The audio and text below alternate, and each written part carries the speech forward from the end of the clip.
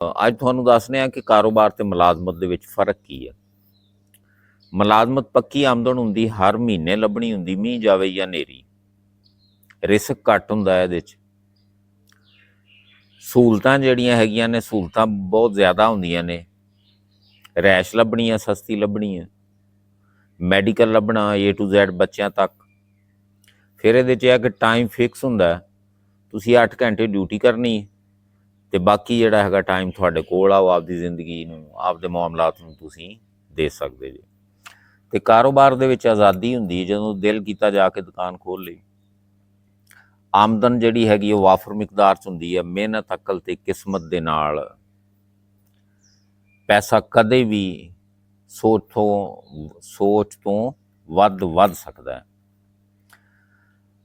ਆਪਦੇ ਆਈਡੀਆਜ਼, ਆਪਦੀ ਜ਼ੇਨ ਨੂੰ ਤੁਸੀਂ ਜੇ ਹਿਸਾਬ ਨਾਲ ਜੋ ਸੋਚਦੇ ਜੇ ਉਹ ਤੁਸੀਂ ਪੂਰਾ ਕਰਨ ਵਾਸਤੇ ਸਰਮਾਇਆ ਤੁਹਾਨੂੰ ਕਾਰੋਬਾਰ ਪੂਰਾ ਕਰਕੇ ਦੇ ਸਕਦਾ ਹੈ। ਲੇਕਿਨ ਕਾਰੋਬਾਰ ਦੇ ਜਿਹੜੇ ਹੈਗੇ ਨਾ, ਕੁਛ ਨੁਕਸਾਨਾਤ ਵੀ ਹੁੰਦੇ ਨੇ, ਰਿਸਕ ਵੀ ਹੁੰਦਾ ਇਹਦੇ 'ਚ। ਵਾਫਰ ਸਰਮਾਇਆ ਉਹ ਵੀ ਇਹਦੀ ਜ਼ਰੂਰਤ ਆ। ਨੁਕਸਾਨ ਜਾਂ ਨਾਕਾਮੀ ਵੀ ਹੋ ਸਕਦੀ ਹੈ, ਕਾਰੋਬਾਰ ਫਲਾਪ ਵੀ ਹੋ ਸਕਦਾ ਹੈ।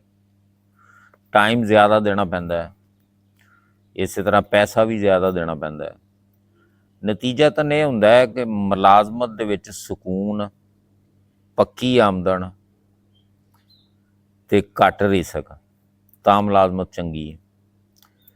ਅਤੇ ਜਿਹੜਾ ਕਾਰੋਬਾਰ ਆ ਉਹ ਹੈ ਹੌਸਲਾ, ਰਿਸਕ ਬਰਦਾਸ਼ਤ ਕਰਨ ਦੀ। ਜਿਸ ਬੰਦੇ ਦੇ ਵਿੱਚ ਤਾਕਤ ਆ ਨਾ, ਉਹ ਬੰਦਾ ਕਾਰੋਬਾਰ ਕਰੇ।